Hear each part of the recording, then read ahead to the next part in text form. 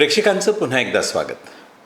मित्र हो, आंबेडकरी चळवळीत, धम्म चळवळीत अनेक गोष्टी चर्चेच्या, वादाच्या, विवादाच्या ठरत असतात. मात्र या सर्वांमध्ये सर्वाधिक चर्चा, वाद असेल, विवाद असेल, समर्थन असेल, विरोध असेल, ज्या संकल्पनेच्या भोवती होतो ती संकल्पना म्हणजे विपश्यना.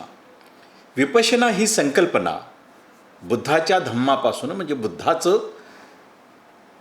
बुद्धाला ज्ञानप्राप्ती झाली त्या ज्ञानप्राप्तीचा जो मार्ग आहे तो मार्ग विपश्यना आहे, असं आपण बुद्धाच्या साहित्यापासून किंवा बुद्धाचं एकूण व्यक्तिमत्व डॉक्टर बाबासाहेब आंबेडकर यांच्या मार्फतही जाणून घेताना आपल्याला ते कळतं. पण विपश्यना या शब्दाभोवती किंवा संकल्पनेभोवती अनेक वादविवाद होत असतात, समर्थन, विरोध. तर ही संकल्पना नेमकी काय आहे, सर्वसामान्यांसाठी ही किती उपयोगाची आहे, की केवळ ही भिक्षू संघासाठी बुद्धाने सांगितली, यासह डॉक्टर बाबासाहेब आंबेडकर यांचं यावरचं काय नेमकं मत होतं, हे सगळं जाणून घेण्यासाठी आज आपल्यासोबत महनीय अतिथी आहेत, ज्यांनी धम्माचा गाढा अभ्यास करून धम्मपद आणि जातक कथांचं लेखन केलेलं आहे, असं महनीय व्यक्तिमत्व. आणि ते खऱ्या अर्थानं विपश्यना साधक, दीर्घकालीन विपश्यना साधना त्यांनी केलेली आहे, असं व्यक्तिमत्व मान्य आयुष्यमान डी.एल. कांबळे सर, आपलं पुन्हा एकदा त्रिवेद मीडियामध्ये स्वागत. जय भीम. जय भीम सर. सर्वप्रथम मी त्रिवेद मीडियाचे आभार मानतो की ज्यांनी मला हे 2 शब्द आपणासमोर सांगण्याची संधी दिली. त्याबद्दल मी या त्रिवेद मीडियाचा अभिनंदन करतो. आणि दुसरी गोष्ट, हा जो प्रश्न, ज्वलंत प्रश्न धम्माच्या बाबतीत निर्माण केला जातो आणि अनावश्यक वादविवाद ह्या धम्माच्या बाबतीत होतात, हे क्लिअर करण्यासाठी, हे कॉन्सेप्ट क्लिअर करण्यासाठी आपण मला जे पाचारण केलं आहे, तेव्हा आपले हे धन्यवाद सर. सर, म्हणजे विपश्यना या संकल्पनेला बरेच जण माहीत आहे, पण काही जण याच्या अनुभूतीमध्ये जातात, काही जण अनुभूतीपासून लांब असतात. पण याच्यावर जो वादविवाद होतो, सर्वात महत्त्वाचं म्हणजे सामान्य लोकांच्या दृष्टीने विपश्यना म्हणजे काय आहे, हे एक सोप्या शब्दात आपल्याला कसं सांगता येईल? विपश्यनेबद्दल बोलण्यापूर्वी मी आपणास प्रथम हे सांगेन की बुद्ध कोण होते, काय होते, कसे होते.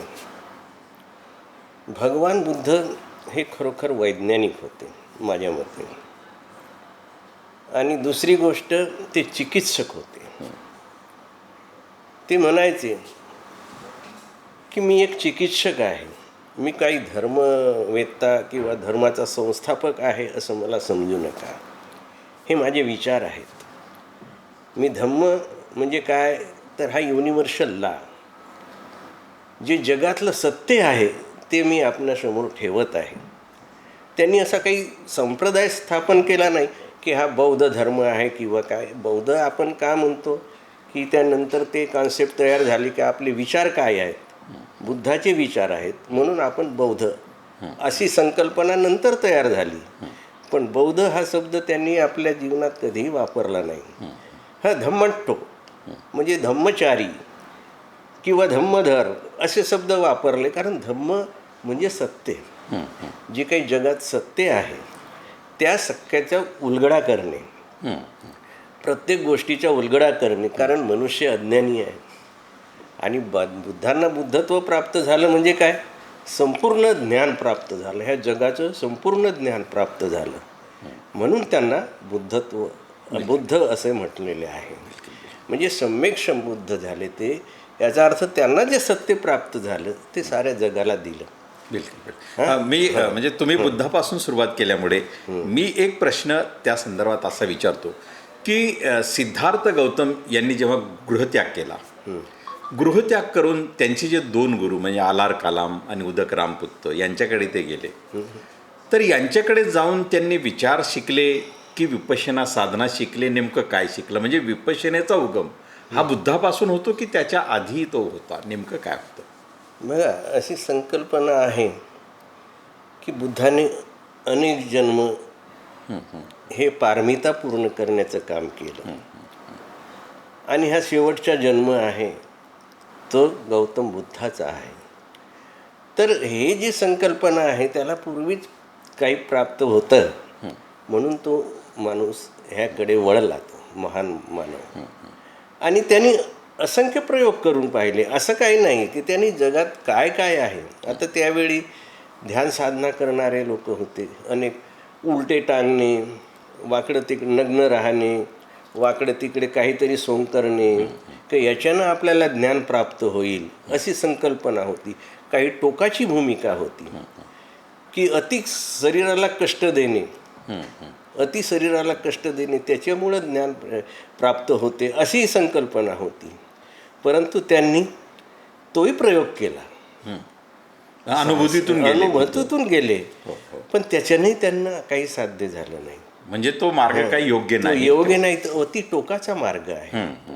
आणि त्यांनी विलासी जीवन तर जगलंच होतं एकटोक. हो, अगदी अगदी विलासी जीवन म्हणजे त्यांच्यासारखा राजपुत्र पण विलासी जीवनात तो त्यागू शकत नव्हता. वास्तविक जनसामान्य असता तर त्यानं ते विलासी जीवन सोडलं नसतं.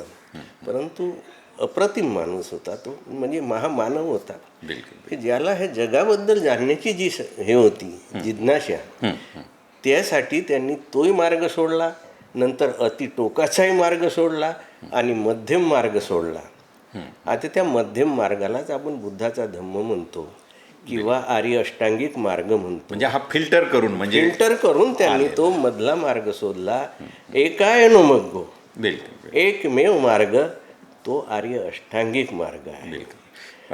या विपश्यनेच्या अनुषंगानं जो वादविवाद किंवा बाबासाहेबांची मतं ही जाणून घेण्यापूर्वी, म्हणजे विपश्यना ही एक अनुभूती आहे की तो एक मार्ग आहे एका दिशेने जाण्याचा.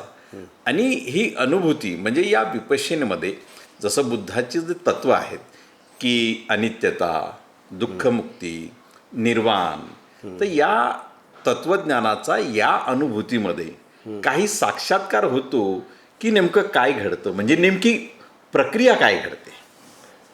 ॲक्च्युअली प्रत्येक गोष्ट त्यांनी बुद्धांनी सांगितलं तीन तीन स्थित्यंतर आहेत, म्हणजे 3 स्टेजेस आहेत. मला परिपत्ती भगवंतांनी सांगितलं. परियती म्हणजे काय? कुठलीही गोष्ट तुम्ही जाणून घ्या, म्हणजे ऐका, श्रवण करा किंवा वाचन करा, म्हणजे जे आपल्या कानावर पडते जी गोष्ट ती परियती आहे. म्हणजे त्याच्यानं ज्ञान मिळते. समजा आपण पुस्तक माहिती गोळा करतो, आपण माहिती करतो, पण नुसती माहिती गोळा करून चालणार नाही. तर पटीपत्ती दुसरी स्टेज आहे की जी माहिती मला मिळते त्याच्यावर चिंतन मनन करणे, की बुवा ही गोष्ट खरी आहे का खोटी आहे. ह्या माणसानं सांगितलंय, हा मोठा माणूस आहे, कदाचित याचंही खरं असेल. मग आपण म्हणतो अरे नाही, हे खोटं आहे. म्हणजे अशा तऱ्हेचं जे आहे त्याच्यावर त्यांनी कालामसुत्त पण सांगितलं भगवंतांनी. म्हणजे कालामसुत्त ही ॲक्च्युअली प्रत्येक धम्मपदात मी कालामसुत्त का दिलेलं आहे की ह्या कालामसुत्तात त्यांनी जे सांगितले की कोणत्याही गोष्टीचा नुसत्या ऐकण्याने विश्वास ठेवू नका. आहे की नाही? तुमच्या अनेक पिढ्यांनी चालत आलेल्या परंपरागत चालीरीती आहेत, म्हणून तुम्ही त्यावर विश्वास ठेवू नका. हे कलामांना सांगितलं भगवंतांनी. चालीरीती आहेत बाबा, आमचे अशी परंपरा आहे, आमची 5000 वर्षाची परंपरा आहे, तीच आपण चालू ठेवूया आता ह्या सध्याच्या काळात. चाललं आहे असं, आहे का नाही? की आमची परंपरा आम्ही विसरायचं नाही.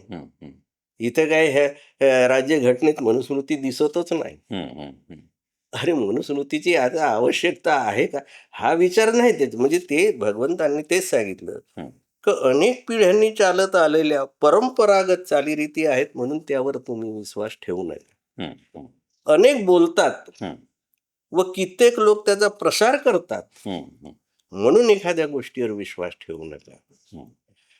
तुमच्या धर्मग्रंथात लिहिले आहे म्हणून एखाद्या गोष्टीवर तुम्ही विश्वास, नाही तर आमचं धर्मग्रंथ प्रमाणच आहे, त्याच्यावर चिंतन मनन करत नाही. पटीपत्ती काही त्यांच्यामध्ये हेच नाही आहे. आणि तिसरी गोष्ट, तुमच्या आदरणीय गुरु आणि वरिष्ठांनी सांगितलेली आहे म्हणूनच तिला प्रमाण मानू नका.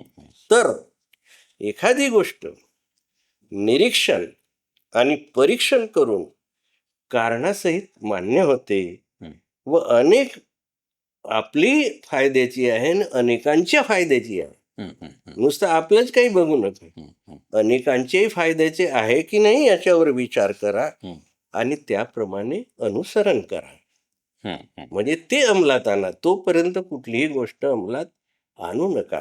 हा कालामसूत्र त्यांनी दिलेला आहे. दिलेत आणि म्हणजे म्हणूनच मी ह्या धम्मपदात त्याचा कालामसूत्र उल्लेख वारंवार हे करतो. केलेलं आहे. बरं, मग आता आपण जे म्हणतायत की विपश्यना किंवा एक जाणून घेण्यापूर्वी परियती आणि पटीपत्ती जे आहेत, हं. तर याची नंतरची अवस्था मग यही पस्सिको आहे की नेमकी काय आहे? हो, तर तेच आहे पटिवेदन. पटिवेदन. तिसरी पटिवेदन म्हणजे त्याचा अनुभव घ्या. हं, हं, हं, आता भगवंताने सांगितलं एकायनो मग्गो. हं, हं. तर एकायनो मग्गो काय आहे? आर्य अष्टांगिक मार्ग आहे. एकमेव. हा एकमेव मार्ग आहे. आर्य अष्टांगिक मार्गात काय आहे? हं, हं, सम्यक दृष्टी, सम्यक संकल्प. हं, हं. हा प्रज्ञेचा भाग आहे. प्रज्ञा म्हणजे शहाणपणा, हो. प्रज्ञा म्हणजे विजडम. हं, म्हणजे तुम्ही जी काही गोष्ट करता ती योग्य आहे, त्याच्यात सार आहे, हं, योग्य आहे, करण्यालायक आहे. हं. तुमचा हा विचार पाहिजे, सम्यक दृष्टी आणि सम्यक संकल्प म्हणजे त्यानुसार तुम्ही त्याला अंमलात आणलं पाहिजे. बिलकुल. म्हणजे प्रज्ञेनं तुम्ही कुठलीही गोष्ट केली पाहिजे. हं. मग नंतर काय आहे? सम्यक वाचा, हा, म्हणजे तो आर्य अष्टांगिक मार्ग. आर्य अष्टांगिक मार्ग, हो. सम्यक कर्मांत, हं, हं. सम्यक आजीविका. आजीविका. हे तीनही शीलाचे भाग आहेत. हं, हं. याच्यात शील येतं सगळं. म्हणजे तुम्ही पंचशील, दसशील, कोणतंही शील आहे, चांगल्या गोष्टी, कुशल कर्म, हं, हं, हं. कुशल कर्म आहेत त्याच्यात. तर हा शीलाचा भाग आहे. किती झाले? 5 झाले. नंतर सम्यक स्मृती. हं, हं? सम्यक स्मृती म्हणजे तुम्ही हं. जागरूक असलं पाहिजे कोणतीही गोष्ट करताना. अवेअरनेस. अवेअरनेस आहे की नाही? कुठलीही गोष्ट ही चांगली आहे की वाईट आहे की नाही? हे तुम्हाला जागरूकता त्याची पाहिजे. हं, हं, हं. आणि सम्यक व्यायाम हं. आहे की नाही? म्हणजे हे चांगलं आहे की वाईट आहे? चांगले घेणे, वाईट सोडणे. हा एक प्रकारचा मनाचा व्यायाम आहे. बिलकुल, बिलकुल. मनाचा व्यायाम आहे. त्याला चित्तानुपश्यना म्हटलेली आहे, धम्मानुपश्यना म्हटलेली आहे. हा विपश्यनेचा भाग आहे तो, बिलकुल, बिलकुल. आहे की नाही? चांगलं घेणे आणि वाईट सोडणे, बिलकुल, बिलकुल. आहे की नाही? आणि सम्यक समाधी. हं, हं. सम्यक समाधी म्हणजे कॉन्सन्ट्रेशन. हे सगळ्या गोष्टी एकाग्रतेनं केलं पाहिजे. असेच मन विचलित ठेवून तुम्ही नाही करू शकत कुठली गोष्ट. तर याच्यासाठी तुम्हाला कंटिन्युअस डोळे लावूनच बसणे किंवा असं काही नाही आहे. हं, हं. तुमच्या त्या योग्यतेवर आहे, तुम्ही कॉन्सन्ट्रेट किती करू शकता. त्यावर. आता जो माणूस काही लवकर कॉन्सन्ट्रेट करू शकत नाही तर तो बसणारच ना. हं, हं, हं. त्याला प्रॅक्टिस करायची आहे. बरोबर. हं? आणि ज्याला नाही आहे हं. त्याला काय प्रश्न. आता बाबासाहेबांनी सम्यक समाधी साधली, त्याच्यासाठी ते काय बसून राहिले का? त्यांनी आपल्या अभ्यासातून अहो त्यांचं एक ते कोणतं पानावर काय लिहिलं आहे एवढी जर स्मृती आहे, सम्यक स्मृती आहे, तर ती समाधीच आहे ना. बिलकुल. हे समजून घेतलं पाहिजे की ही सम्यक समाधी काय आहे. बिलकुल. मला या संदर्भात म्हणजे बुद्धाने हं. जी साधना केली त्यातून त्यांना सम्यक संबोधी प्राप्त झाली हं. आणि त्यानंतर बुद्धाने जो विचार प्रसारित केला त्यातून एक धम्मक्रांती या देशामध्ये झाली, जी सम्राट अशोकाच्या नंतर तर अधिक व्यापक झाली. हं. म्हणजे एक क्रांती झाली. पण त्यानंतर मध्यंतरीच्या काळात बौद्ध धम्माचा ऱ्हासही झाला. पण पुन्हा बुद्धाच्या त्या सगळ्या धम्माच्या प्रतीकांना घेऊन बाबासाहेबांनी संविधानाच्या माध्यमातून ती देशात स्थिर केली. मुद्रा असेल, काय असेल, अशोक चक्र असेल, म्हणजे ही पुन्हा एक धम्मक्रांती झाली संविधानाच्या माध्यमातून. म्हणजे बुद्धाने विपश्यना केली आणि तत्वज्ञानी दिलं. बाबासाहेबांनी विद्वत्ता मिळवली आणि तत्वज्ञानी दिलं. या दोघांच्या नंतर एक समाज क्रांती निश्चितपणे झाली. तरीही मग बाबासाहेबांचा जो बुद्धायन इस धम्मामध्ये जो दृष्टिकोन आहे बुद्धाच्या विषयी म्हणण्याचा, तर त्यात बाबासाहेब काही विपश्यनाला विरोध करतात का? नेमकं काय सांगतात? नाही, विपश्यनेला कुठे विरोध आहे? बाबासाहेबांनी ते त्यांच्या बुद्ध आणि त्याच्या धम्मात कित्येक ठिकाणी लिहिलेलं आहे. हो, विपश्यना म्हणजे काय आहे हे आपल्याला समजलं नाही. हं, हं, हं, समजलं का? हे धम्म म्हणजे काय आहे? हं, हा येतं बघा, जीवन पवित्र राखणे म्हणजे धम्म. हं. जीवन पवित्र राखणे म्हणजे धम्म. हे बघा, हं. यांचं हे चॅप्टर आहे भगवंत बाबासाहेबांनी लिहिलेलं आहे. हं, हं. त्याच्यात पावित्र्याचे 3 आयाम वगैरे दिले. बिलकुल. याच्यात हा तिसरा भाग जो आहे, अ, ब कड म्हणजे कसा समजा, हं, त्याच्यामध्ये बघा, हं, प्रथम म्हणजे ज्याच्या बाधा दूर झाल्या आहेत हं. तो माणूस कायेला काया म्हणतो, हं. कायानुपश्यना करीत जीवन व्यतीत करतो. हं. आला की नाही? कायानुपश्यना बिलकुल, बिलकुल, आहे की नाही? बिलकुल. म्हणजे भगवंत सांगतात की तुम्ही कायेकडे लक्ष द्या. हं, कायेकडे लक्ष दिल्यानं काय होईल की तुमच्या शरीरात काय चालते हं. ह्याच्या वेदना तुम्हाला समजतील. म्हणजे वेदनानुपश्यना. बघा पुढे दिलेला आहे, तो वेदनांना केवळ वेदना मानतो, हं. तटस्थपणे. तटस्थपणे मानतो, हं. त्याला वेदनानुपश्यना करीत जीवन व्यतीत करतो. हं, हं. म्हणजे बाबासाहेबांचं ते लिहिलेलं आहे ना, ते बिलकुल. काय आपण बिलकुल. दुसऱ्यांनी लिहिलं आहे का? हं, तो चित्ताला चित्त म्हणून मानतो, हं, हं, चित्तानुपश्यना करीत जीवन व्यतीत करतो. हं, हं. आली की नाही? ही विपश्यनाच आहे ना. बिलकुल, बिलकुल. दुसरं त्याने दिलेलं, चित्तात उगम पावणाऱ्या विचारांना हं, हं, केवळ चित्तधर्म म्हणूनच स्वीकारतो. हं. तो ऐहिक जीवनात सामान्यपणे अस्तित्वात असणाऱ्या लोभ आणि असंतोष यावर विजय प्राप्त करतो. हं. तो प्रयत्नशील राहून सावधान चित्ताने, स्वाधीन चित्ताने जगतो. यालाच धम्मानुपश्यना म्हटलेलं आहे. हा. समजलं का? हं, ते ह्या गोष्टी हं. ह्या विपश्यनेच्या नाही तर काय आहेत? बिलकुल, बिलकुल, मग तरी लोक म्हणतात बाबासाहेबांनी विपश्यना नाकारली. बिलकुल. म्हणजे बरं, हं, काय? बाबासाहेबांनी जो पालीची जी डिक्शनरी लिहिली हं, त्याच्यामध्ये बाबासाहेबांनी म्हणजे विपश्यनेचा एक शब्दार्थ जो आहे हं, हं, की अंतर्गत जाणून घेणं किंवा हं. प्रक्रिया जी काही आहे म्हणजे पालीमध्येही ते विपश्यनाशी समकक्ष असा जो शब्दप्रयोग किंवा शब्द आहे हं, तो बाबासाहेब मांडतात किंवा मानतात. हं, पण असं काय झालं की खास करून आंबेडकर चळवळीमध्ये हं. नंतर मग आंबेडकरी चळवळीचं जे धम्म चळवळीत रूपांतर झालं त्यातील अनेक विद्वान कार्यकर्ते हे देखील विपश्यनेला कडाडून विरोध करतात. हं. म्हणजे अनेक समर्थनही करतात. हं. पण असे दोन प्रवाह आहेत. म्हणजे या विरोधकांचा नेमका आक्षेप या विपश्यना साधनेला आहे की नेमका कशाला आहे? हे बघा, बुद्धांनी सांगितलंय हं, की खूप वाचन केलं, खूप विद्वान झाला हं, म्हणून तो धम्मधर होत नाही. हं, बरेचसे लोक काय करतात, ग्रंथ वाचतात आणि त्याच्यावरून आपलं डिसिजन घेतात. हं, हं, हं. आता बाबासाहेबांनी एकदा म्हटलेलं आहे कसं, की त्यांना एक श्रीलंकेत अनुभव आला. हं, श्रीलंकेत ते त्यांना वाटलं की बा आता हे कसा धम्माचं पालन करतात आपण बघूया. हं, हं, ते एका ठिकाणी गेले की जिथे भिक्षूचा काहीतरी कार्यक्रम होता, हं. प्रवचनाचा असेल काय असेल, तिथे बाबासाहेब गेले आणि तिथे काय तिथल्या लोकांनी काय केलं, पाट ठेवलं मोठा आणि त्याचं खूप चांगलं सजवलं आणि तिथं भिक्खू आले. हं. त्यांचे हात पाय धुण्यात म्हणजे पाय धुण्यात आले. सगळे वंदन केलं लोकांनी, हे केलं. त्यांनी आशीर्वाद दिला भिक्खूंनी. भिक्खूंनी आशीर्वाद दिल्यानंतर सबका मंगल हो, सबका कल्याण हो हं. आणि म्हटले आणि ते म्हणते निघून गेले. बाबासाहेब आता हे महापुरुष बोधिसत्व तिथं आहेत हं, आणि त्यांच्यासमोर एखादा भिक्खू पाय धुवून घेतो आणि निघून जातो. हं, 2 शब्दही सांगत नाही हं, हं. की बा धम्म काय आहे. तर बाबासाहेबांना वाईट नाही वाटणार का? बरोबर. हं, म्हणून ह्या प्रसंगाला धरून त्यांनी काय मग त्यांना विचारलं की बा हे कुठं गेले भिक्खू? हं. तर त्यांना ते ध्यानाला गेले हं, असं सांगण्यात आलं. हं. तर त्याच्यामुळं काय झालं, बाबासाहेबांना वाटलं असं कसं, असा धम्माचा प्रसार कसा होईल? हं, लोकांना 2 शब्द सांगा ना. हं, हं. जसे ख्रिश्चन लोक आपल्या याच्यामध्ये काय आपण म्हणतो चर्चमध्ये. चर्चमध्ये हं. ते काहीतरी वाचून दाखवतात, हं. बायबलचं वाचून दाखवतात, लोकांना सांगतात, हा, वचन हॅमरिंग करतात बरोबर. धर्माबद्दल हं. आणि इथे पाय धुवून घेतात. हे काय? म्हणून मला असं धम्म नको. नको आहे.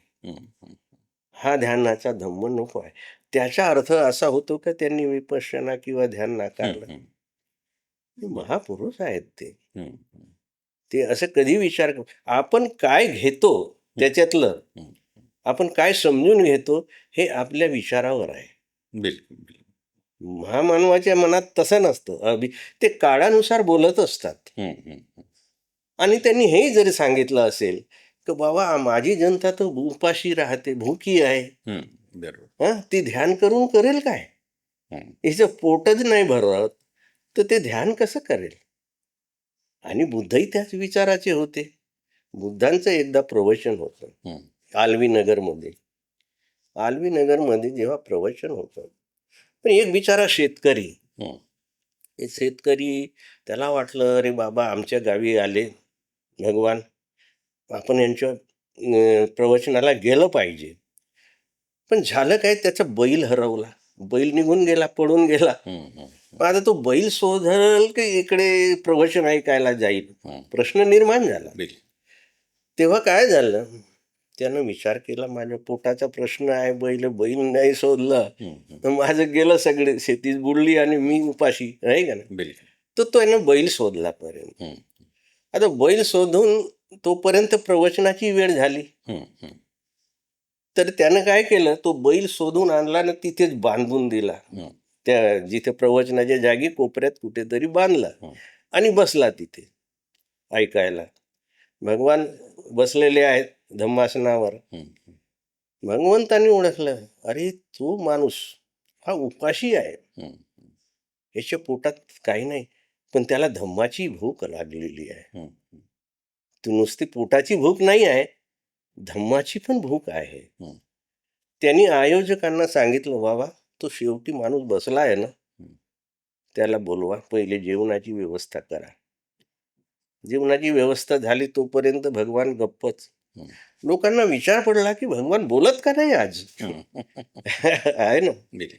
आणि तो माणूस जेव्हा जेवण करून समोर आला तेव्हा मग ते प्रवचन सुरू केलं. तो मनुष्य श्रोतापन्न झाला. भगवंताच्या एका प्रवचनात तो श्रोतापन्न झाला, कारण त्याला धम्माची भूक होती. तर भगवान हेही जाणतात की जर तुमचं पोट खाली आहे, तुम्ही धम्म कसं समजणार, आहे की नाही. बाबासाहेबही तसेच जाणतात की माझी जनता भूकी आहे, आज त्याला खायला मिळत नाही आणि मी धम्म देतोय, तर तुम्ही आजच काही ध्यानाची काही तुम्हाला गरज नाही, पहिले आचरण शिका, पंचशील शिका, 10 शील शिका, शिलानं वागा.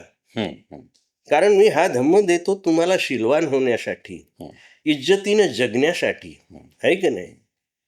आणि कित्येक वेळा बाबासाहेब बोलले की माझा समाज गरीब आहे पण तो इज्जतीनं जगला पाहिजे.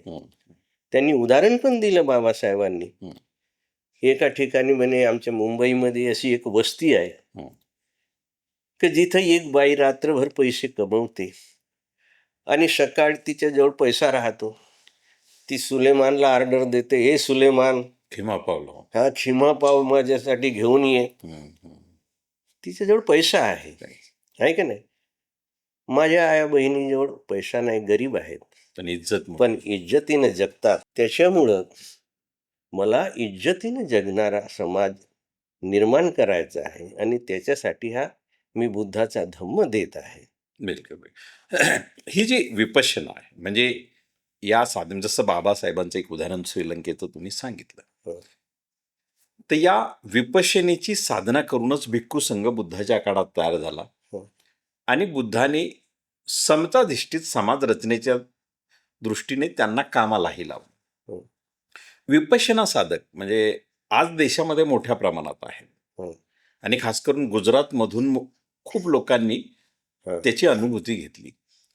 पण जे लोक म्हणजे बौद्धेतर किंवा आंबेडकराईट विचारांच्या पलीकडच्या समाजातून जे लोक साधना करतात, त्यांनी असं समतेच्या विचारांचा प्रचार प्रसार म्हणा किंवा त्याला मान्यता देणं किंवा त्यासाठी काही काम करणं हे दिसत नाही. म्हणजे मग हे विपश्यनेतून साधना करून ही लोक तशा कृतीला का तयार होत नाही? नेमकं काय आहे या संदर्भातलं आपलं म्हणणं?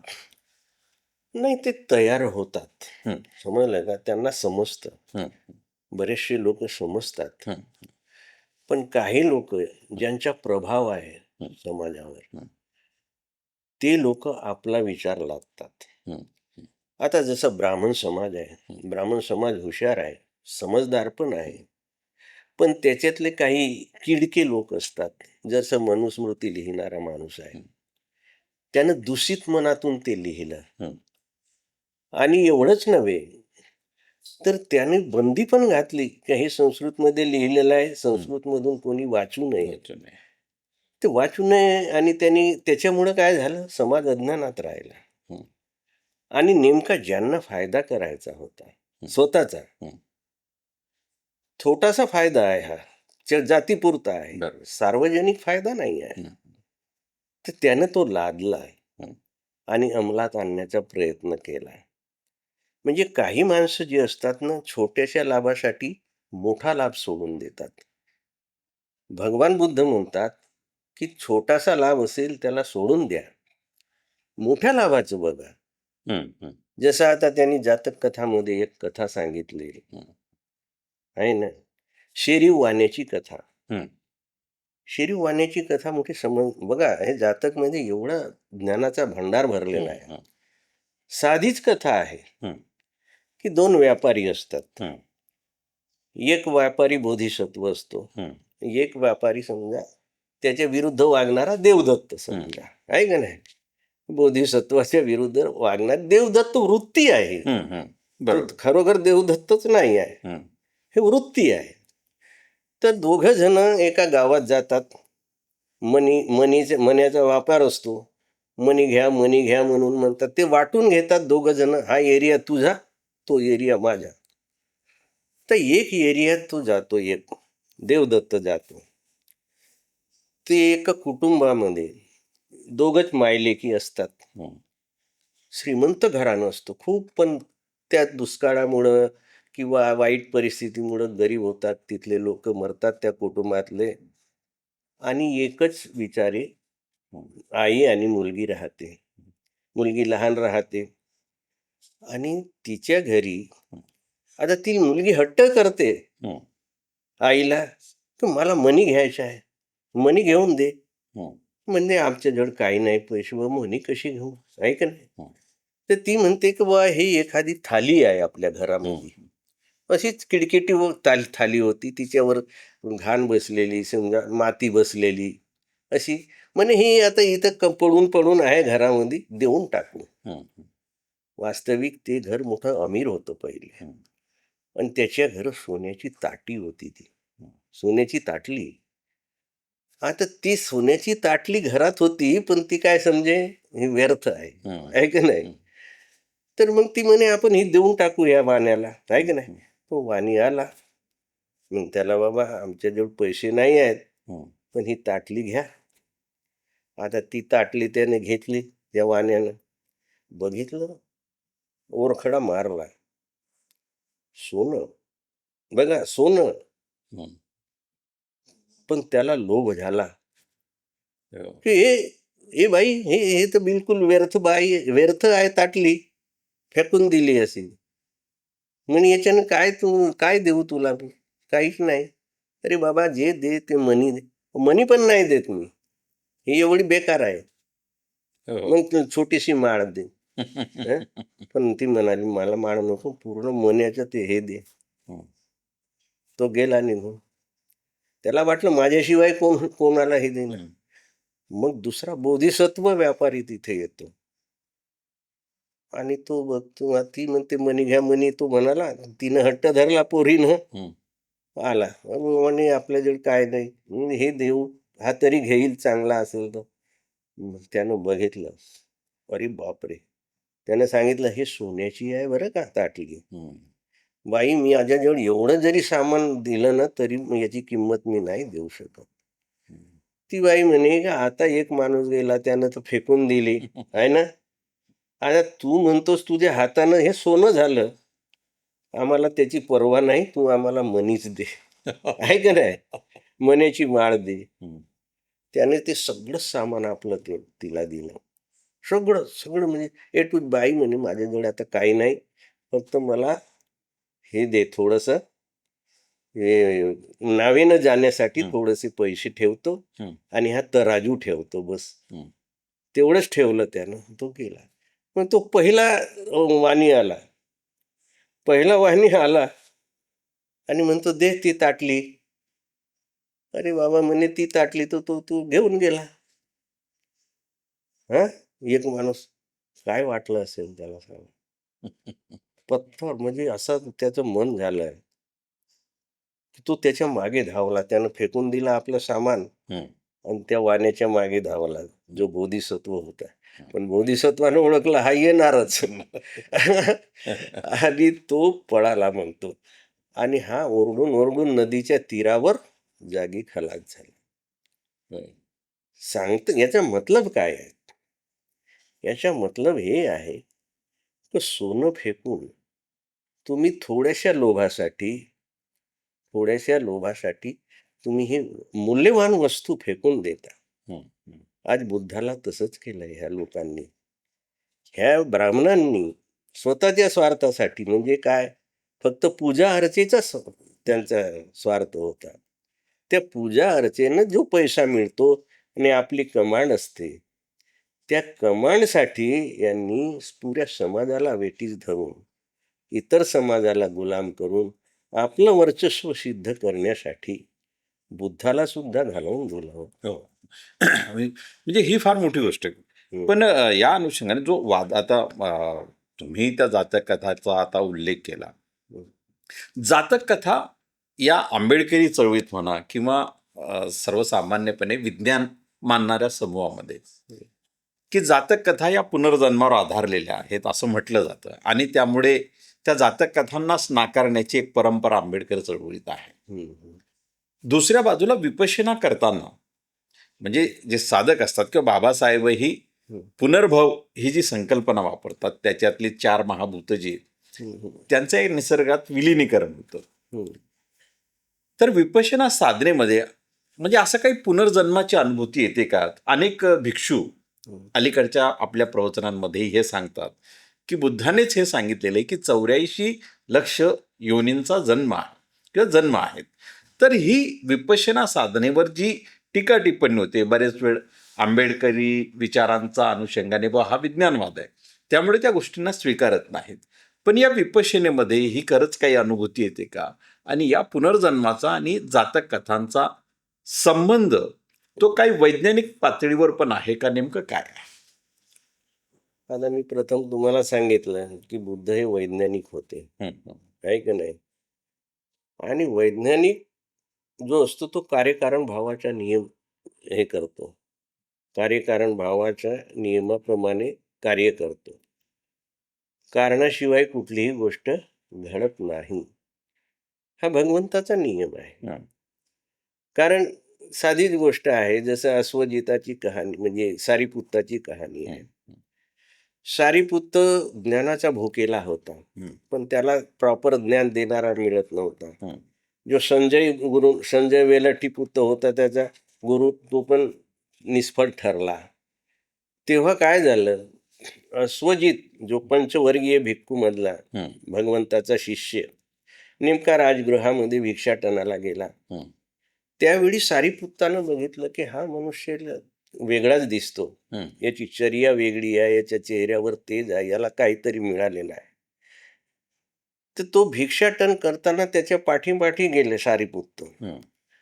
आणि जेव्हा तो अश्वजित एका ठिकाणी भोजनासाठी बसला, तिथं त्यानं त्याची सेवा केली यानं सारीपुत्तानं. हं. कारण तो प्रभावित झाला होता त्याच्या नुसत्या चर्येवरून. हं. पण त्यांनी सांगितलं, बाबा तुझी चर्या मोठी शांत आहे, हं. हं. हां, तुला काहीतरी लाभ झालेला आहे, हं. मला असं वाटते. हं. याचं कारण काय आहे आणि तू कोणाचा शिष्य आहेस? हं. तर मी म्हणे भगवान शक्यमुनी हं. गौतम बुद्धाचा शिष्य आहे. हं. पण आत्ताचे चाल, अरे पण त्याची शिकवण काय आहे हं. मला सांग. बाबा एवढी शिकवण मी काही सांगू शकत नाही, हं. पण थोडक्यात सांगू शकतो. हं. अरे तर थोडक्यातच सांग ना. बघा विद्वान मनुष्य हं. त्याला जाणून घेण्याची एका थोड्याशा याच्यावरून मग त्यांनी सांगितलं अश्वजिताने की भगवंताचा काय उपदेश आहे. ए धम्मा हेतुपभवा तेसम हेतू तथागतो आह तेसंच यो निरोधो एवं वादी महासम्य. की हे धम्म कुठलीही धम्म ह्या कुठल्याही गोष्टी या जगामध्ये ज्या गोष्टी घडतात त्याच्या मागे काहीतरी हेतू आहे. हे धम्मा हेतू आहे. हेतू आहे, कारण आहे. कारणाशिवाय कुठली गोष्ट. हे धम्मा हेतू भावा तेसम हेतू तथागतो आहे. आणि त्याचं हेतू त्याचं कारण भगवान जाणतात. ते संच यो निरोधो, आणि त्या कारणाचा निरोध पण कसा करता येईल ते पण जाणतात. आणि हाच भगवंताचा उपदेश आहे. ही शिकवण आहे. हे नुसतं ऐकून सारीपुत्त श्रोतापन्न झाला. म्हणजे तो धम्मात स्थापित झाला. त्याला वाटलं अरे मला भेटलं काहीतरी.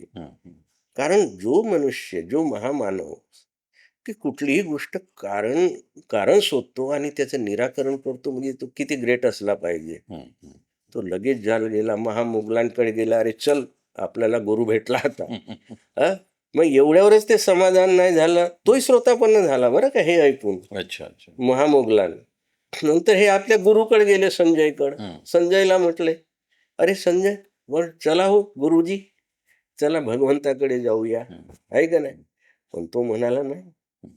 म्हणे ह्या जगात मूर्ख किती आहेत, भरपूर आहेत. शहाणे किती आहेत, थोडे कमी आहेत. तर शहाणे जाऊ द्या बुद्धाकडे, मूर्ख तर माझ्याकडे येतील. कारण मी इतके दिवस त्यांचा गुरु होतो.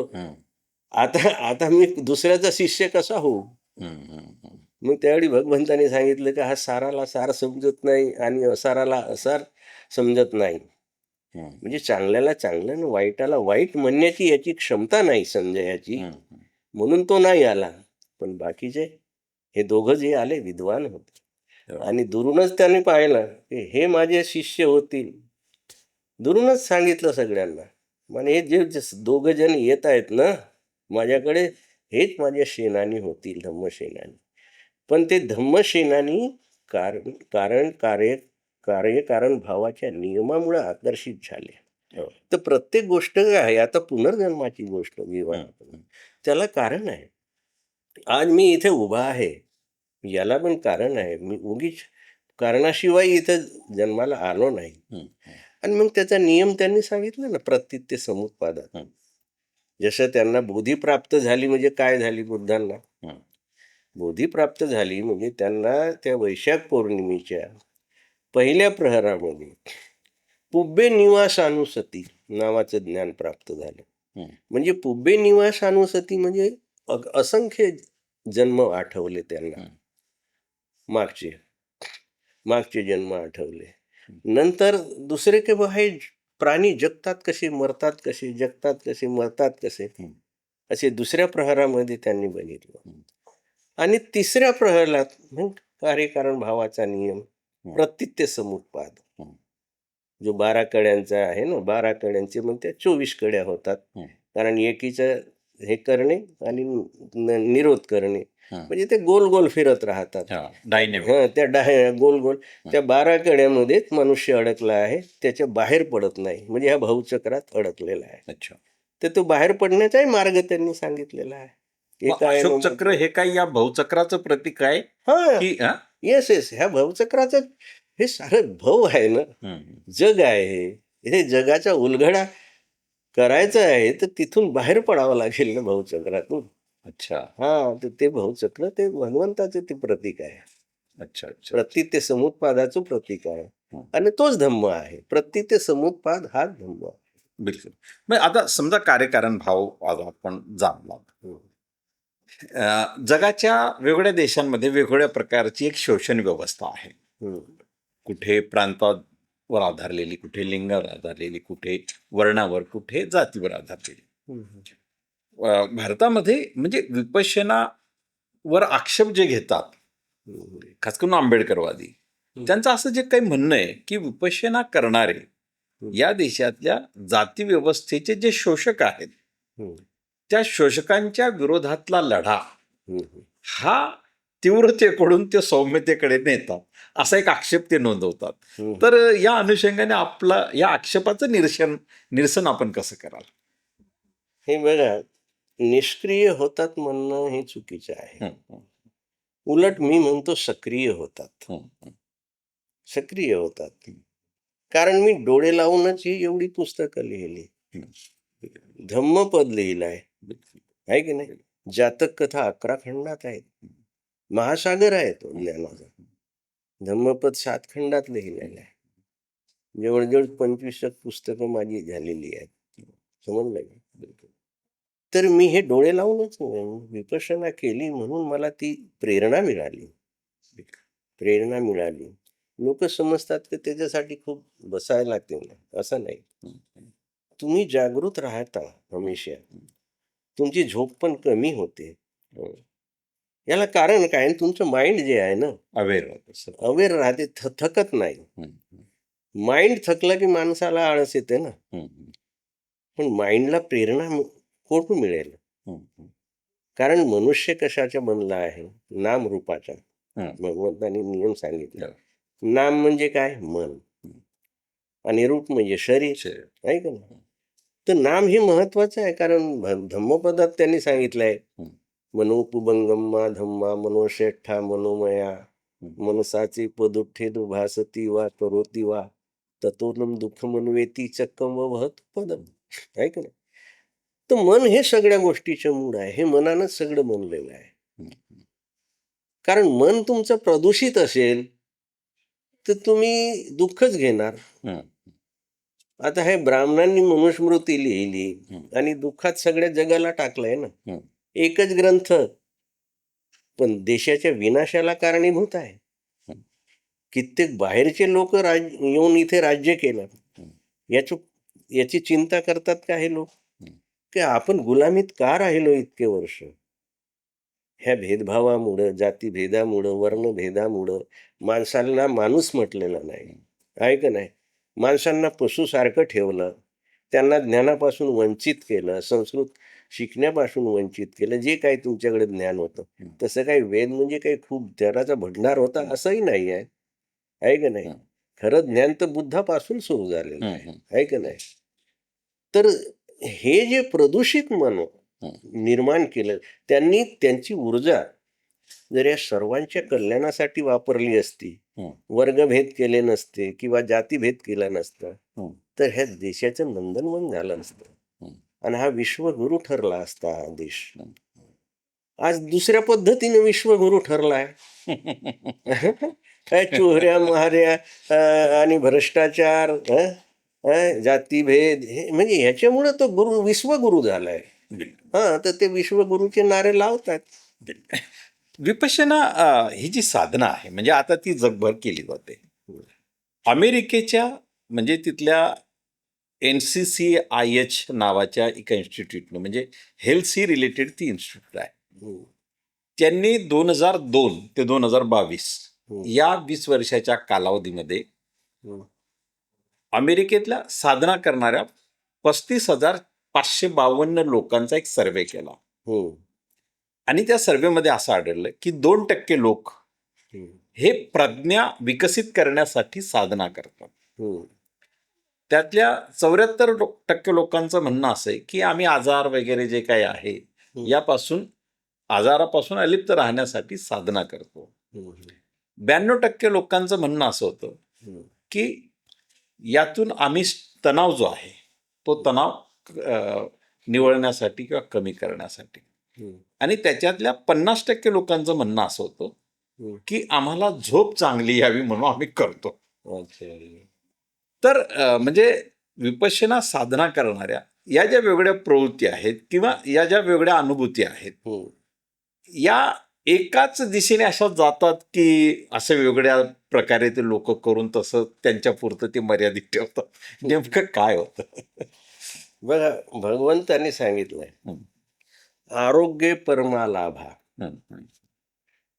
संतुष्टी परमं धनम, विश्वास परमायाती, निब्बाणम परमं सुखम, आहे का नाही? आरोग्य हा श्रेष्ठ लाभ आहे.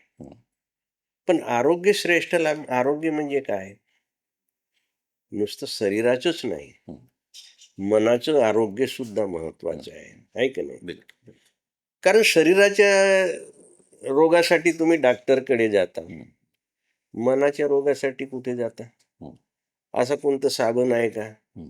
की मनाचा रोग साफ होईल? आहे की नाही? हां, बरोबर. भगवंतानी मन साफ करण्याची ही विधी दिली विपश्यना, हं, हं, आहे की नाही? आता कोणाला झोप लागत नसेल, हं, कोणी चिंतेत असेल, हं, तर हे सगळे मनाचे आजार आहेत. हं, हं, म्हणजे जेवढे जेवढे भगवंतानी सांगितलं 95% आजार तुमचे मनाचेच आहेत. हं, हं, समजलं का? हं, हं, हं, म्हणून मन स्वच्छ ठेवला तर तुमचं शरीर पण स्वच्छ राहील. हं. कारण हे मनावरच सगळं अवलंबून आहे. हो, आणि मग शरीर स्वच्छ झालं की तुमचं मनही स्वच्छ होईल.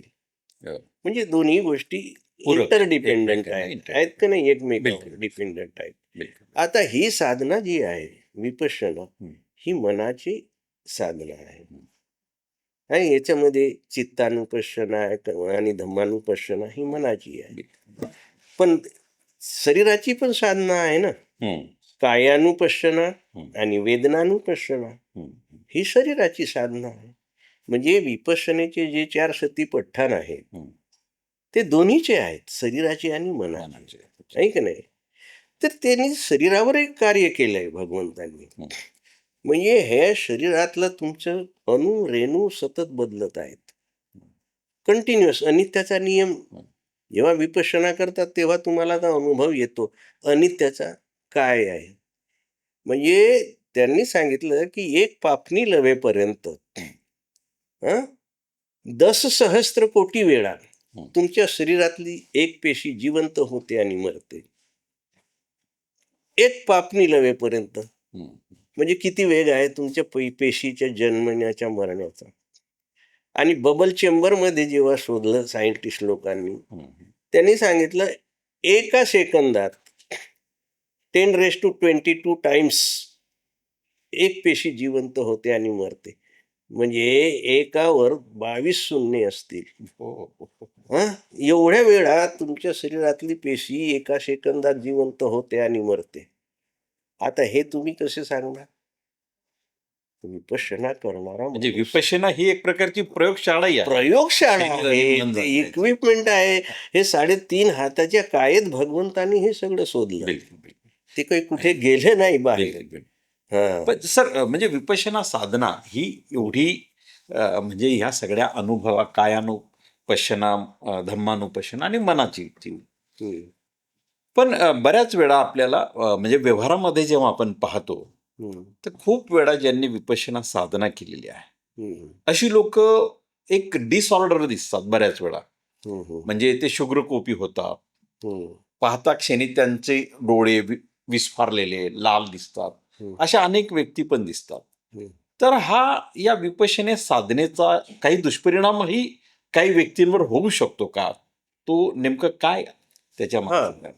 असं असते. विपश्यना ही साधना अशी आहे की जे विकार आहेत आपल्यामध्ये साठलेले आणि हे कित्येक वर्षाचे आहेत, हं. कित्येक जन्माचे पण आहेत. हं, हं, हे स्टोरेज आहे, एक प्ले स्टोअर म्हणतात ना, जसे तुमच्या कॉम्प्युटरमध्ये एक स्टोअर असतो आणि त्याच्यातून एक एक तुम्ही काढता. हं, हं, तसं हे स्टोरेज तुमच्यामध्ये साचलेलं आहे. हं, समजलं का?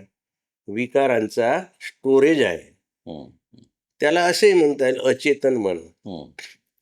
अचेतन मन तो कसोटीच्या वेळी बाहेर पडते, हो. तो कार्य करत राहते. समजलं का?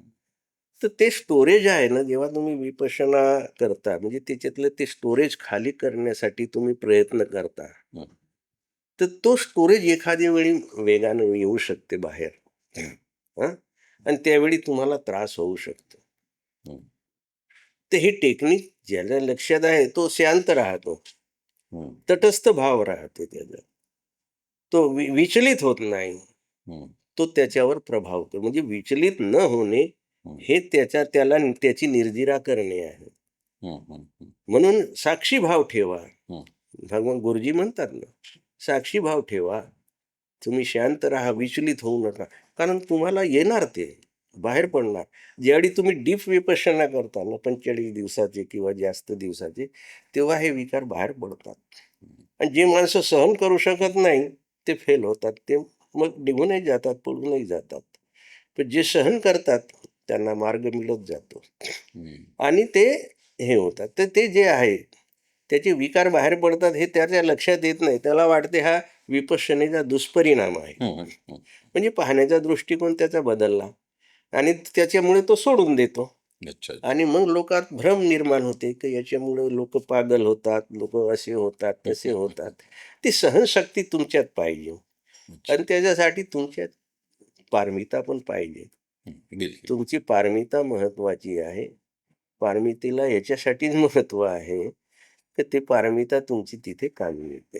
बिलकुल. सर, म्हणजे आता ही विपश्यनाचा जो अनुभव आहे, म्हणजे असं म्हटलं जातं की विपश्यना करण्यासाठी म्हणजे 5 शील आवश्यक आहेत. हो. पण जगातला सगळाच समाज म्हणजे कुठलाही समाज असेल, हम्म. त्याच्यामध्ये ती 5 शीलं असतातच. म्हणजे चोरी न करणाऱ्या माणसाला समाज मान्यता असते, व्यसनाधीन नसलेल्या माणसाला समाज मान्यता असते, हो. सत्य बोलणाऱ्या माणसाला समाज मान्यता असते, हो. व्यभिचार न करणाऱ्या माणसाला समाज मान्यता असते, हो. दरोडे चोरी न करणाऱ्या माणसाला. मग हे समाजाचं वास्तव आहे. मग तरीही असं का म्हटलं जातं की विपश्यना साधकाला पंचशील हो. खूप आवश्यक आहे? म्हणजे माणूस त्या समाजाचा अपत्य आहे हो. की जो समाज पंचशील पाळतो, हो. तरी विपश्यनेसाठी ती वेगळी एक क्रायटेरिया किंवा निकष का असा सांगितला जातो? पण शिलाचे पालन केलंय हं, म्हणून तो सिलवान होतो असं नाही. हं, समजलं का? हं, कारण त्याच्यामध्ये जो आतमध्ये पहिले जे दुर्गुण भरलेले आहेत हं, तो वरून दाखवतो, हं, पण आतमध्ये ते साठलेले आहेत. ते कधी बाहेर पडतील हं, सांगता येत नाही. कसोटीच्या वेळी त्याची हे होते, म्हणजे परीक्षा होते. हं, आता जसं एक आहे, साधी गोष्ट आहे. काही नग्न साधू असतात. हं, हं? आता एका गावात प्रसंग घडला. हं, एक मनुष्य होता. हं. तो एवढा गुस्सेबाज होता की त्याने पोराला खिडकीतून बाहेर फेकून दिलं. बरोबर. गुस्सा खूप. एक दिवस त्याला त्याच्या मनात काय आलं माहित नाही. बायकोला विहिरीत ढकलून दिलं. हो. गुस्सेबाज होता. तो गुस्सेबाज होता. तर त्याच दिवशी एक मुनी त्याच्या गावी आले. त्या मुनीच्या कानावर पडलं, अरे एका माणसानं असं केलं, बायकोलाही मारलं, पोरालाही मारलं, आणि एवढा गुस्सेबाज आहे, बोलवा त्याला. मुनी महाराजांनी बोलवलं. हा गुस्सेबाज गेला. गेला. अरे तू काय केलंस बाबा? तू बायकोलाही मारलंस, पोरालाही मारलंस. एक दिवस तू तू पण स्वतःला मारशील, हं, आहे का नाही?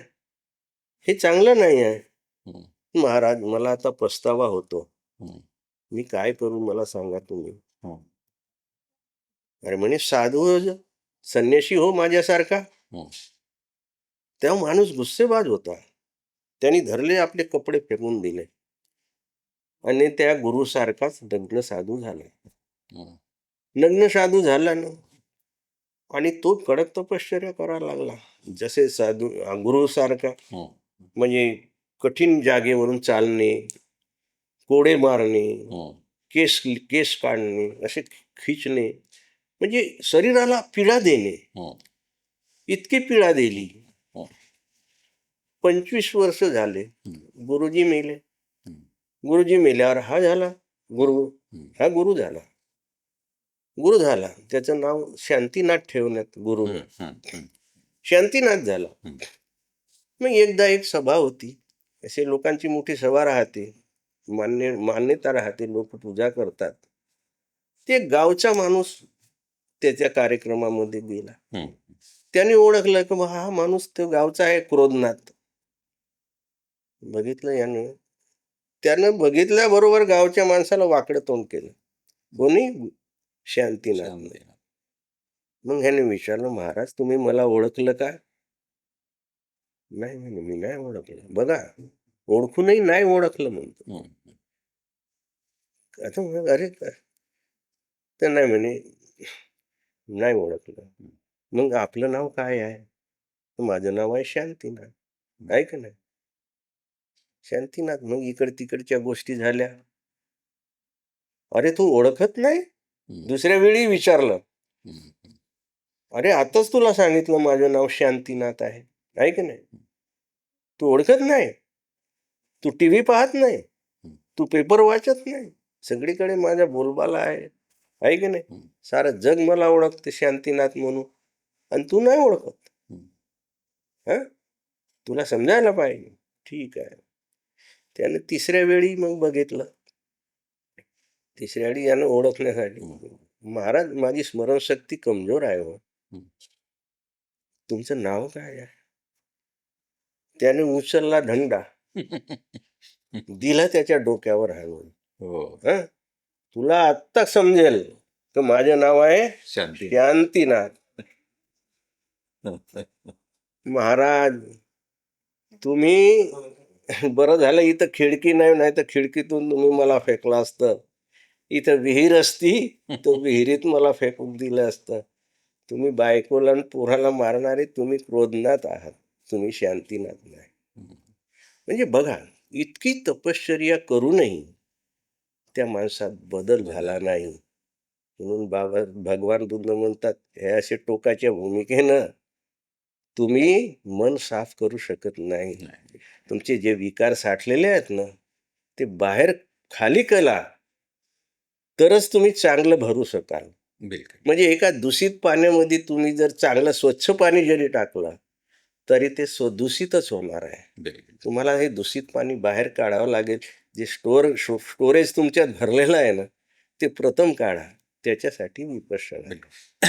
तुम्ही मगाशी जो उल्लेख केला म्हणजे सारीपुत्ताचा उल्लेख केला हम्म, आणि दीर्घकाळ साधनेचाही मगाशी उल्लेख केला. हम्म, सारीपुत्त आणि मोगलायन हे एका शिष्याचे म्हणजे गुरुबंधू आणि ते मित्रही होते. हम्म, पण सारीपुत्त विद्वान होता, हम्म. तर मोगलायन चमत्कारांमध्ये फार माहीर होता असं म्हटलं जातं. हो, बरोबर आहे.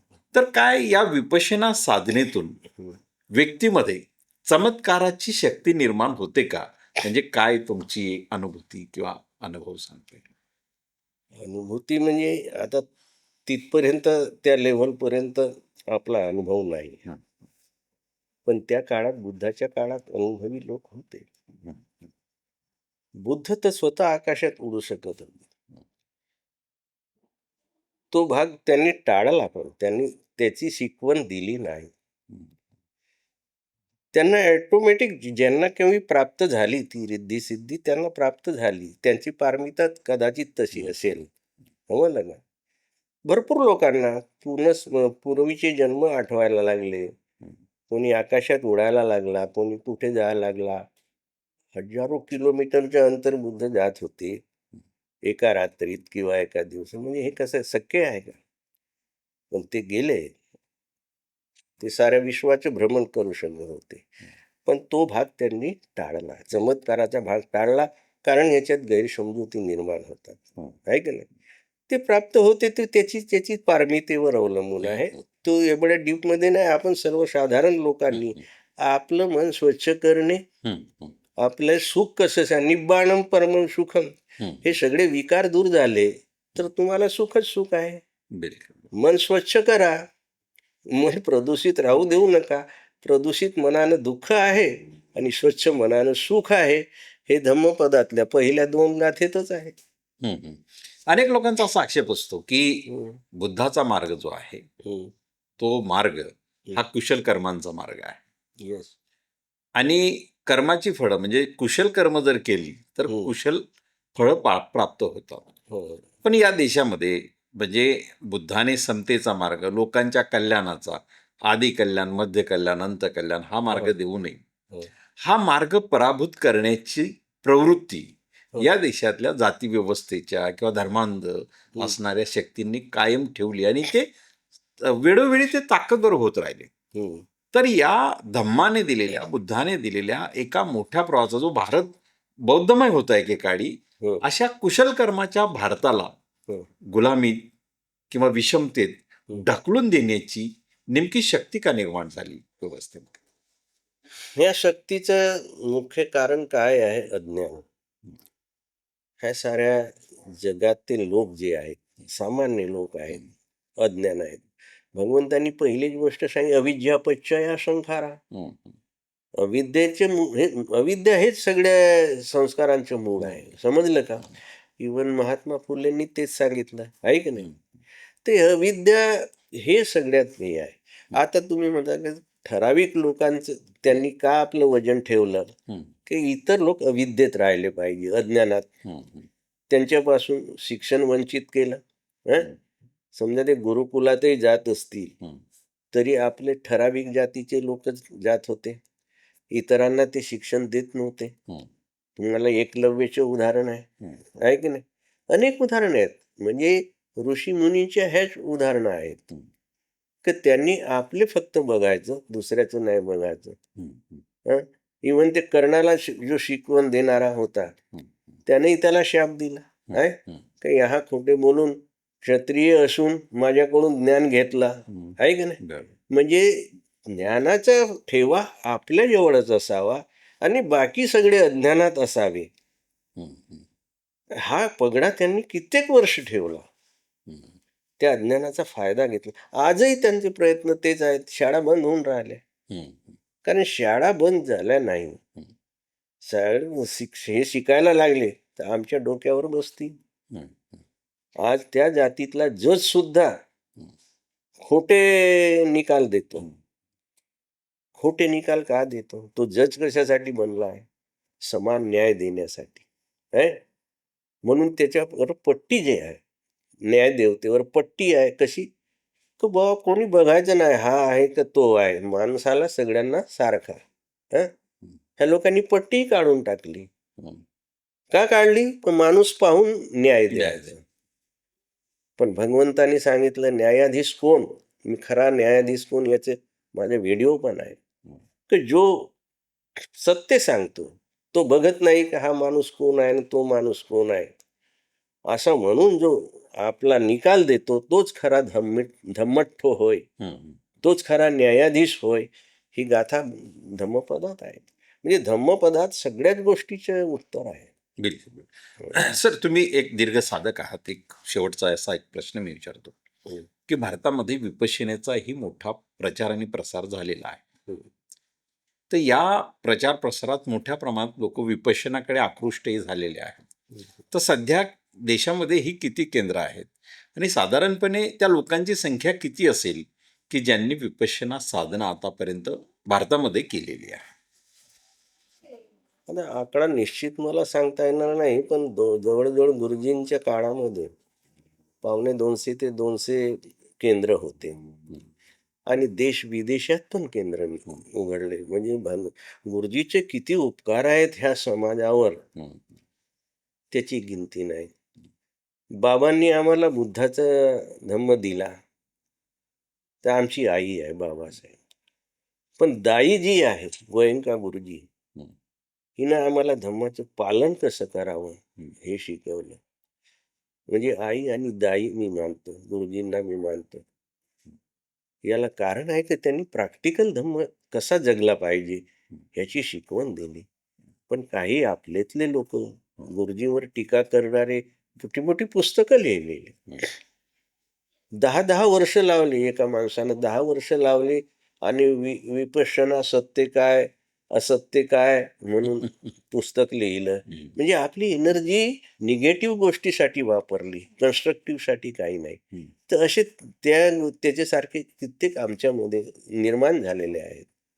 बाबासाहेब म्हणाले टीका करू नका, ना हीनयान ना महायान, आपला नवयान आहे का नाही. म्हणजे मध्यम मार्ग बाबासाहेबांनी सांगितला. त्यांनी असं सांगितलं का विपश्यना करू नका, हे करू नका, न अमुक मानू नका न म्हण. अहो बाबासाहेबांनी, त्यांचं मी वाक्य सांगतो, बाबासाहेबांनी मी ते कोटेशन इथे दिलं. I have full faith in the rebirth. I can prove it to the scientist that rebirth was logical. In my view, it is the element that change and not the man. म्हणजे हे भगवान दास यांनी लिहिलेलं आहे. Thus spoke Ambedkar, selected speech volume 2 by Bhagwan Das, writing and speeches. Writing. म्हणजे बाबासाहेबांनी ह्याच्या कुठल्याही गोष्टी नका करू नका मानू हा प्रश्न निर्माण केला नाही. बिलकुल हे आमची उपज आहे, हे अशी. तर हे धम्मावर टीका करणे. बिलकुल अरे धम्मावर टीका कराल तर त्याच्यामध्ये दुफडी होईल. कोणी बिचारे अधम्माकडे जातील तर ते मोठं पाप होईल. हम्म. कारण बुद्ध म्हणाले, एक माणूस जरी तुम्ही धम्माकडे आणला ते पुण्याचं काम आहे. पण अधम्माकडे तुम्ही जर नेत असाल तर हे मोठं पाप आहे. हो. बिलकुल बिलकुल. अहो, सारीपुत्त अश्वजित जेव्हा अश्वजित गुरुला मानत होता, कारण काय? अश्वजितानं मला बुद्धाचा मार्ग दिला. हम्म.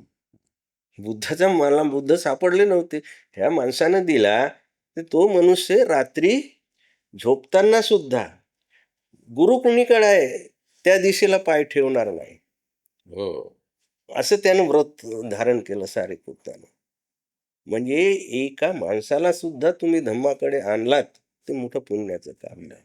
बिलकुल. म्हणजे आज विपश्यना या संकल्पना, साधना या विषयावर एक परिपूर्ण चर्चा, म्हणजे त्याचे आणखी काही अंगही असतील जे सुटले असतील कदाचित, परंतु आपण प्रयत्न केला की या विपश्यनेच्या साधनेभोवती जे काही विवाद असतील, संकल्पना असतील, मान्यता असतील, त्याचं निराकरण करण्याचा प्रयत्न केला. आणि तुम्ही तुमच्या म्हणजे विद्वत्तेनुसार, अनुभूतीनुसार आणि एकूण तर्कशुद्ध विचारांच्या अनुषंगानं तुम्ही त्याचं निरसन फार चांगल्या पद्धतीनं केलेलं आहे, की जे बिनतोड असेल, निर्विवाद आहे, अशा पद्धतीनं ते केलेलं आहे. तर या व्यतिरिक्त तुम्हाला या विपश्यनेच्या संदर्भात आणखी काही सांगावंसं वाटतं का? मी सांगेन, म्हणजे आता बरेचसे लोक म्हणतात की बाबासाहेबांची ही शिकवण नाही आहे. मी त्यांना सांगतो की 22 प्रतिज्ञामध्ये बाबासाहेबांनी सांगितलं, मी आर्य अष्टांगिक मार्गाचे पालन करीन.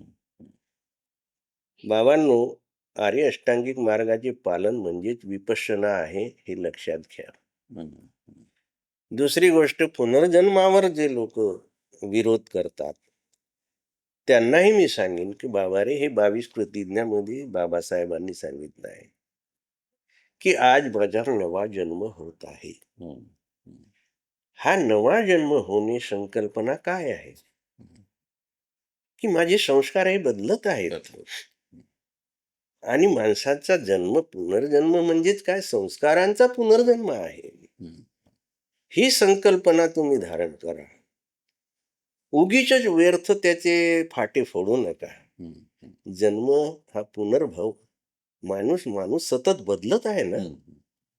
आज सतत तुमचा एक एक क्षणात पुनर्जन्म होत आहे साहेब. आज माझे जे विचार आहेत, घडी भऱ्यानं दुसरेच विचार येतात.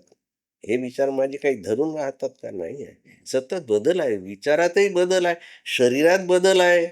तुम्ही बालपणी जसे होता आता दिसता का तसे? नाही. बरोबर. अहो, मला माझे हे फोटो पुस्तकातलं बघता तुम्ही मला ओळखतच नाही. अरे तो बाबा बदल झाला आहे ना. तो तरुण होतो मी, त्यावेळचा फोटो आहे. आता झाला ना म्हातारा. तर माझ्यातही बदल झाला का नाही? तर हा बदल हाच पुनर्जन्म आहे. माझे विचार बदलले. पहिले मी काय होतो, आज माझे विचार काय झाले, हे सगळा बदल आहे. आणि बदल हा निसर्गाचा नियम आहे. तर याच्यावर तुम्ही विश्वास ठेवा. आणि विपश्यना साधना म्हणजे नुसती डोळ्या डावून बसण्याची साधना नाही आहे. ते तुमच्या मनाला शुद्ध करण्याची साधना आहे. शुद्ध करा. तुमच्यामध्ये राग, द्वेष, लोभ, मोह, मद, मत्सर हे सगळं बनून आहे, ते बाहेर काढा. आणि भगवंतांनी तेच सांगितलं आहे. जेव्हा त्यांना बोधी प्राप्त झाली तेव्हा त्यांनी काय एक गाथा म्हटली, अनेक जाती संसारम संधावेशम अनिविषम गहकारकं गवेशंतो दुःखा जाती पुनः पुनः गहकारक दिठोसी पुना गेहम न काहसी सब बातें फासुका भगवा गुहकूटम विसंखितम विसंखारगतम चित्तम तन्नानंद खैमत जगा. याचा अर्थ काय होतो की मी अनेक जन्म घेतले. अनेक जन्म म्हणजे अनेक विचारांच्या प्रवाहातून मी जात होतो. हा प्रवाह आहे. अनेक जाती संसार संधाविषम आणि विषम. आणि मी धावत होतो, भटकत होतो, की गहकारकन दिठ्ठोसी, म्हणजे हे शरीररूपी घर माझ्यासाठी कोण बनवत आहे? हं, आता हे शरीररूपी घर पाहणं तुला मी आता शोधलेलं आहे. हं, गहकारक दिठ्ठोसी पुन्हा गेहम न का हसी. आता तू माझ्यासाठी काही घर बनवू शकत नाही. हं, गहकारक दिठ्ठोसी पुन्हा गेहम न का हसी, सब बाते फासू का भग्गा. तुझ्या सगळ्या कड्या विस्कळीत करून टाकल्या. म्हणजे किती कॉन्फिडन्स आहे बघा. बिलकुल. आता तू माझ्यासाठी हे घर बनवू शकत नाही, कारण माझ्या चित्तातली सगळी तृष्णा नष्ट झाली. विशंखारगतन चित्तम तन्हानम खय. मग आता माझं चित्त शुद्ध झालेलं आहे आणि तन्हा माझी नष्ट झालेली आहे. तन्हा म्हणजे विकार, आसक्ती, हे पाहिजे, ते पाहिजे, पद पाहिजे, प्रतिष्ठा पाहिजे. काय काय उपाय करते माणूस.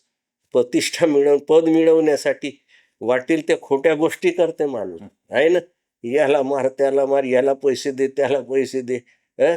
आणि पण मला सत्तेवर राहू दे. बिलकुल. ते ही तृष्णा आहे. या तृष्णेच्या मागे लागून मनुष्य दुःखीच होणार.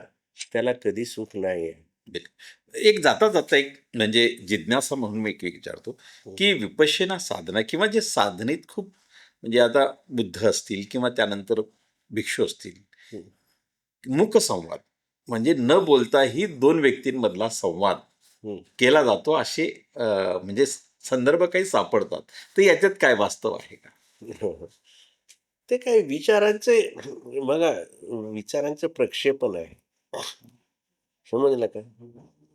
विचारांचे प्रक्षेपण तुम्ही जे घडता ना, त्याचे व्हायब्रेशन होऊ शकते तयार. जसे आता एक कथा इथे आहे धम्मपदात, की अग्निदत्त एक गुरु असतो, आहे का नाही. तो अग्निदत्त महामोगलांना रिस्पेक्ट देत नाही. महामोगलां जातो अशा ठिकाणी, त्याला रात्री झोपायला नाही जागा देत. तो अशा वाळू मनात जातो. म्हणजे जिथं वाळू पसरेल, नदीचे वाळू समजा, ते तिथे मोठा नाग असतो.